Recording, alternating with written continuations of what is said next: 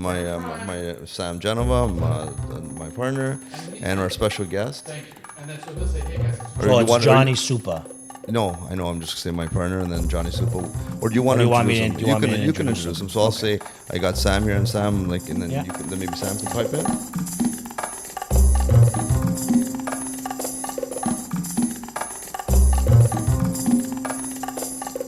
Welcome back to another episode of Talk 21. I'm David Vitti, the broker of record with Century 21 Fine Living, and my co-host Sam Genova is here with us today. Hey, how's it going, everyone? We got a special guest on the show today.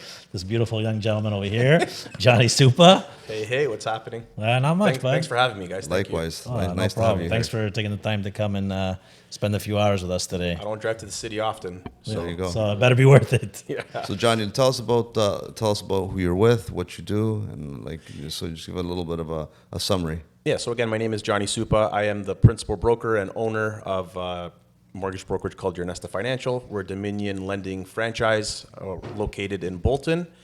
We're a small boutique brokerage. We got about 14 agents that work with us. Right. Pretty strong. We're good at what we do. Good.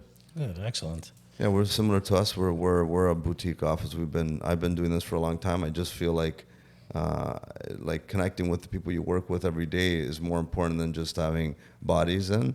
And we're both selling and providing services. We're not just hiring and recruiting. So we do a little bit of both. So I feel like we're able to give the insight as to what's going on out there, not as just a manager that doesn't actually trade. Yep. So I think There's a that's lot of stuff that happens in the background that people don't see. Yeah. When you're the broker owner, Yeah. you're doing a lot of the business management along with closing deals. and closing deals. Yeah, so that's why I feel like people that active brokers in these businesses, we're learning like everybody else. We're in the trenches with everybody else, and we can actually bring insight to who we employ and who we have working for us. And it's tough training, recruiting, Yeah, and doing your own business at the same time. It's a lot of work. yeah. It's a So lot. they call you, now people are calling mortgage brokers the superheroes of the industry. The ones that they need to give people answers. If that mortgage broker knows what they're doing, yeah, they definitely are the superhero. We're that piece of the puzzle that puts everything together, right? The agents are out there. I think there's a misconception because agents, they glamorize a lot on social media. We all see Right, that. yeah. Right. But I don't think a lot of people really truly understand how hard it is to be a realtor. That's a hard business. You get the prospecting that goes into being a realtor is hard. There's true salesmanship because you're constantly grinding and farming every single day. Right. A lot of mortgage agents, they're doing the same, but not as actively or aggressively as a realtor is. But the importance of a mortgage broker is extremely important nowadays because of where the rates are, where the business sits. People are struggling to get financing. If you're not a broker who understands first and foremost what the financing institutions are offering as a product where you can fit that client, a lot of people are finding themselves stuck or not getting financing on time, or they're wasting realtors' times because they might have been pre-approved virtually on a TD's website. But once they Yeah. provide documentation and then you provide this to the banks, you're not really truly qualifying because you've held back some information. So Right. there's a lot of No, you have guys, to be really good at what you're doing. You guys right now. in this industry with the current conditions wear many capes for sure. You know, you are kind of the guys who solidify the whole deal once on the back end of things. So Some call mortgage brokers the generals of an army, where the real estate agents are the army, the frontline workers. 100%. Is that true? 100%. yeah, And I would agree. And Yeah, the I think so. society sees it that way too, right? So the first thing a client does is when they're looking to buy a property is they're calling realtors.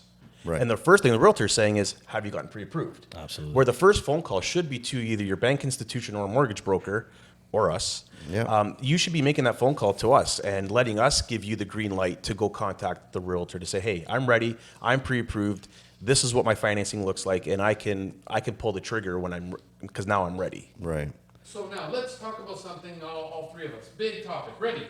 If someone has equity in their home and they want to use it not to invest, but to pay off their credit card bills and all that, do you think it's wise for them to pull equity out of their home to pay for debt?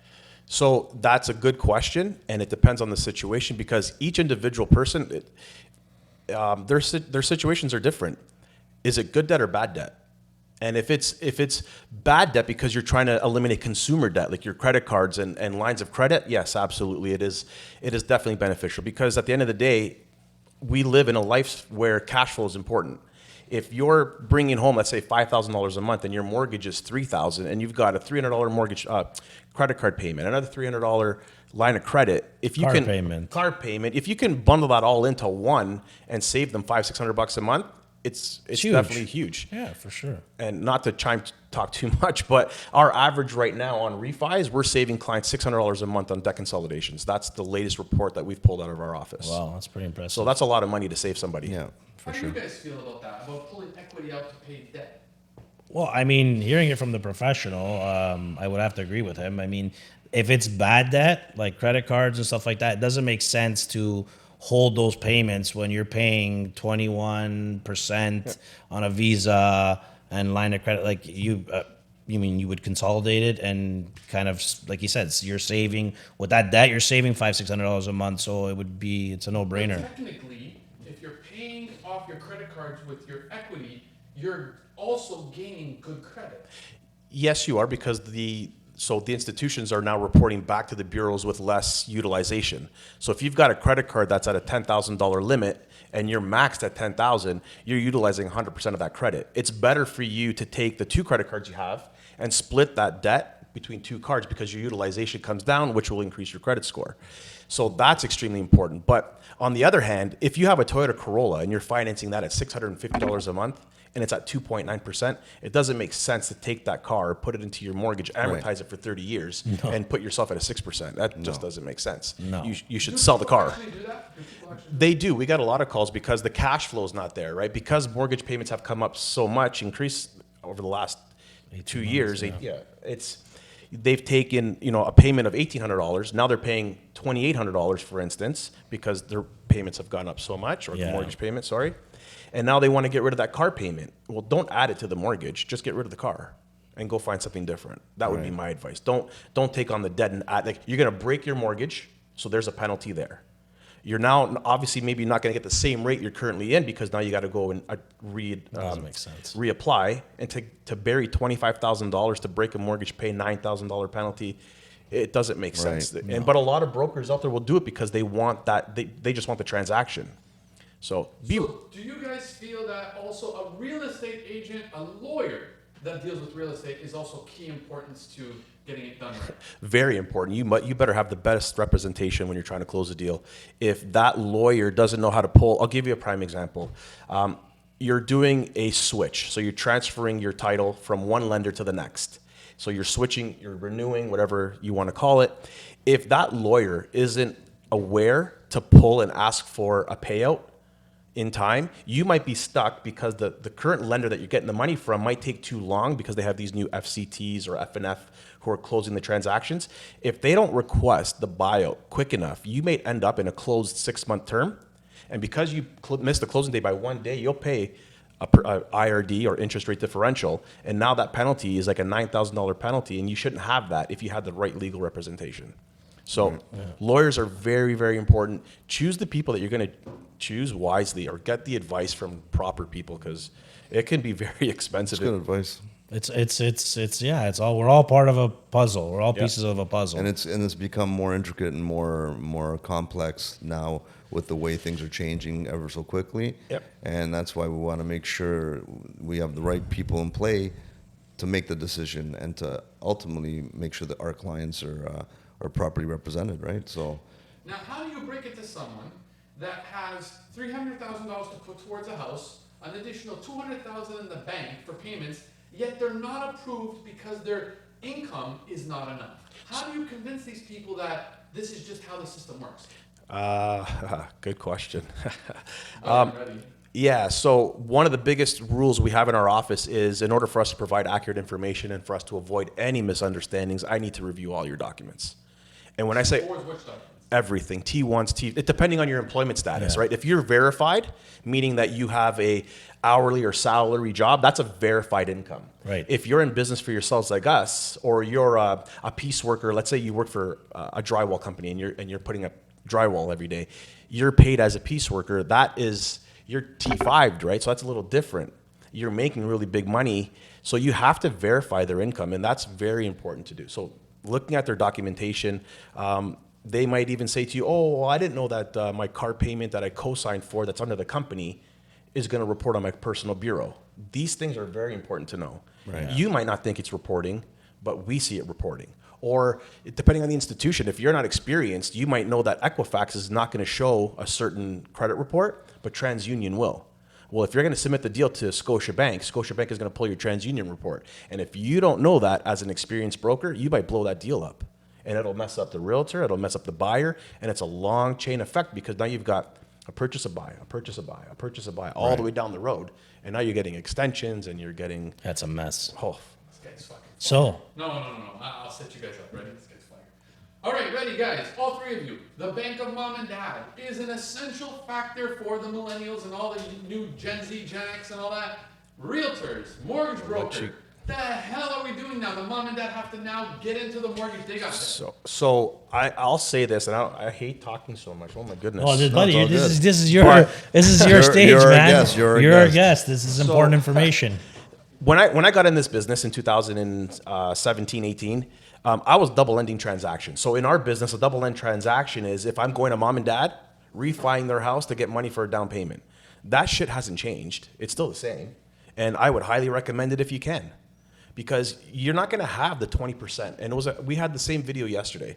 Are you more favorable on a rate if you put down 5% or 20%?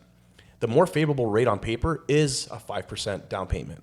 However, you're paying an insurance premium.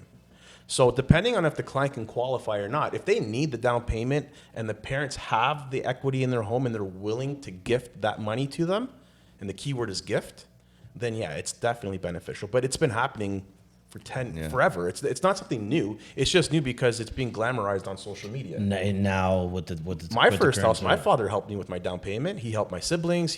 I know many people. Help as in co-signing? Both, actually. My father gifted a down payment, the same thing he's done for all his siblings. And he also co-signed for my first property because I wasn't able to qualify. You know, I was working in the car business back then when I first bought my first home, and I couldn't qualify. Me and my wife's income wasn't enough. So it hasn't changed. I just think the conversation is more relevant now than it ever has been before. What do you think, Dave? I think it's been going on forever. Like, I mean, my parents helped me out Yep. on my first buy, and my first investment property was with my dad. So whatever it takes, it happens, and that's what we do as parents and as people getting out there and buying and putting money into the market. So it's definitely beneficial, and I think it's mandatory because I don't know where everybody's coming down with these down payments.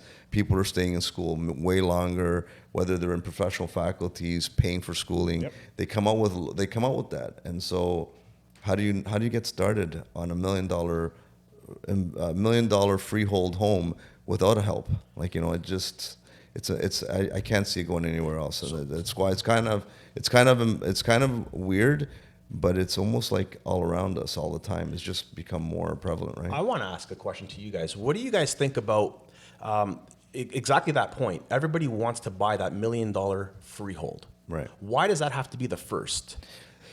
Well, it depends on who you're question. dealing with, right? Depends who you're Yeah. dealing with. If you're dealing with like somebody that, like, I guess a family that have more wealth, then it seems like where people want to be. And but no, absolutely, you can start Why, wherever you why need can't to. there be the natural transition? buy a buy the condo, then and buy the then buy a townhome. house. Yeah. Then from the townhome, you go to You the know, setting. I think a lot has to do with how you grew up as well and where you grew up. Like, you know, if you kind of grew up in a detached property, you know, and you kind of want that same lifestyle, Basically, but if you're spoiled, basically. yeah, but exactly, you got to crawl before you walk. So I had the situation with a client now, is they were hoping to get, you know, a townhouse, but I'm like, you know what? Listen, the budget doesn't.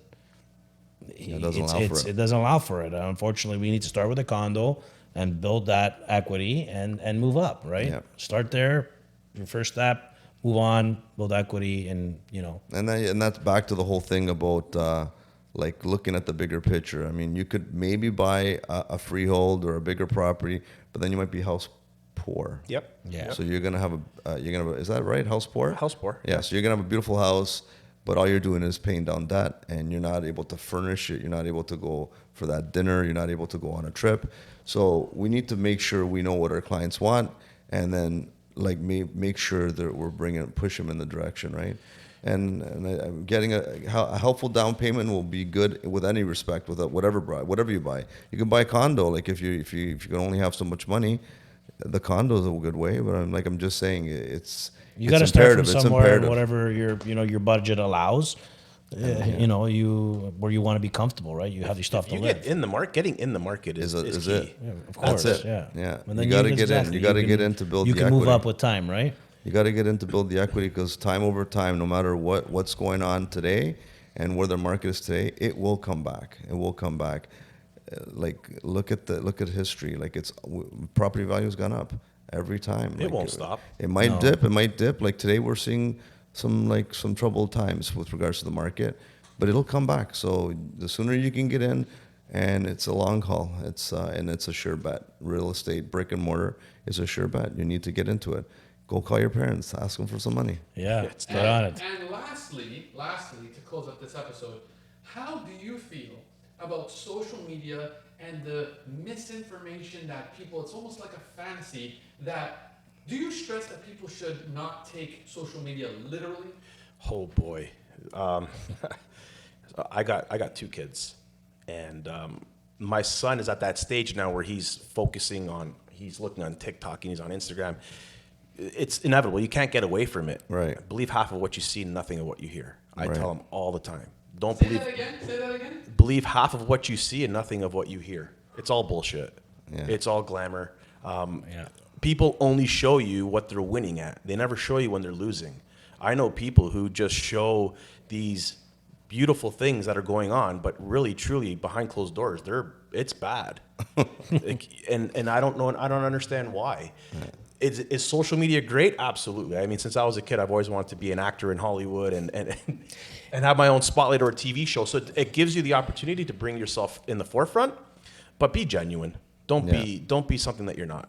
Right. Yeah, exactly. So you Well encourage said. people to really extend their hand and reach out to a mortgage broker or a legitimate real estate agent that can navigate them. I think if you're providing the right information and education, like financial literacy is a big deal. It's never been provided in our schools. So I feel it's my responsibility as a mortgage broker to provide that. Right. Because if you're not budgeting right for that $1 million home that you want to buy and to not become house broke, you have to have a certain budget in play. Right. There's everything else in this world that comes into effect that even as a mortgage broker, we're not stressing that in your mortgage. Car insurance, daily living expenses, groceries. If you're not accounting for that in your budget, you can become house broke real quick. Right. So, guys, I hope you like what you saw here. Thanks, Johnny, for coming, taking the time. That Thanks was for an having awesome me. episode. So much information.